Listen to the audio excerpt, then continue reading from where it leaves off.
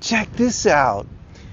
If you've been telling people, I run a cleaning company, I need you to stop. That description is too small. You're not running a cleaning company.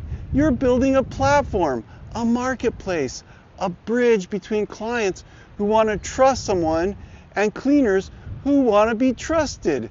Technology can replicate speed. It cannot replace genuine care. That human layer, that's your edge over every faceless app in your market. You don't clean houses, you run a marketplace. Full story in how I built my Freedom House. Link below. Build the bridge at mademillionaires.com.